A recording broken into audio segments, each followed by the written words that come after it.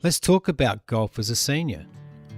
There's no doubt we all begin to feel the changes in our ability to swing the club as we did when we were younger. The game we love is still there, but the way we move, the way we swing, and the way we recover gradually evolves as the years pass. And that's perfectly okay. For me, it's simply part of the journey. I've come to realise the key isn't fighting those changes, but adapting to them. Looking after the body becomes just as important as looking after the swing. The enjoyment is still there, the challenge is still there, and with a few adjustments, the game can remain every bit as rewarding as it's always been.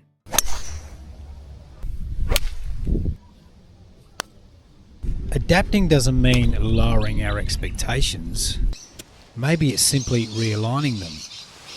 I still enjoy practicing as much as ever, but over time I've found myself focusing more on those shorter shots, particularly those in the 50 to 100 metre range. There's something satisfying about hitting these shots on the practice fairway. They develop rhythm, timing, and give you confidence to be able to take that out on the golf course. As I've got older, I've come to realise that it's not about chasing distance and hitting hundreds of golf balls, but more like protecting the body and keeping myself in the game.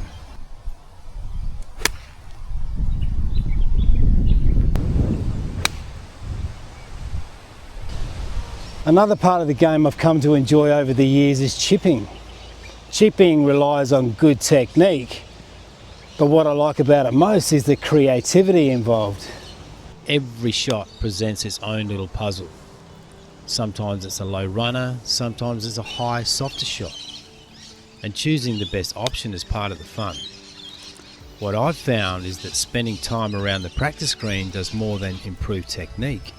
It sharpens touch, builds confidence, and reinforces the belief that when I miss a green, I'm still a chance to get up and down. And what I particularly like about chipping, it rewards feel and imagination. You've just got to be willing to explore it.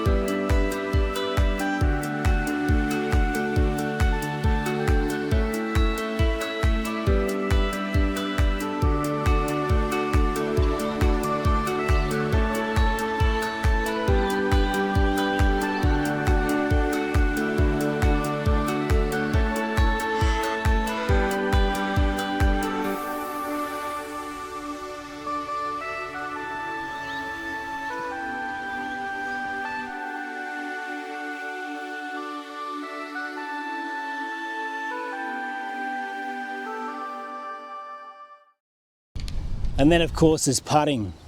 I've always thought that putting is part of the game where a scorecard can be made or broken.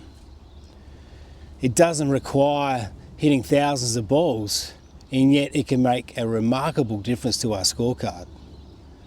And if I was to be honest, I probably haven't devoted enough time over the years on the putting green, but when I miss putts on the course, I'm highly disappointed that I didn't take those opportunities. Putting is one of the easiest ways to practice without stressing the body. It's low impact, gentle on the joints, and something we can work on every day. And I think we'd all agree you can never hold too many putts. For me, putting shouldn't be a chore or hard work. It's part of the game and we need to make it fun. The more attention I give it, the more confidence I take on the course. As a senior player, I'm a realist. I'm working through the same changes and challenges as you are, trying to find ways to keep enjoying the game without putting too much strain on my body. Look, I'm not saying I'm not going to practice the long game, but when I do, it'll be limited. Those shots are definitely important, but I'm fully aware they come with the highest physical impact. What have we covered? Wedges, chipping, putting, all parts of the game that can be great fun to practice. Keep the scorecard intact without punishing the body. And as an aging golfer, that becomes increasingly important. For me, I think the key is being willing to adjust, become smarter when I practice and when I play. And if I was to sum up what this game continues to give me, it's this. Once I step onto the course, I can leave everything happening outside the fence line behind me. The worries, the pressures, the distractions, they can all wait. For a few hours, my focus is simply on the game, the people I'm playing with, and the enjoyment that comes with it. To me, that's one of golf's greatest gifts. And perhaps that's the real reward, enjoying this great game just in a different way.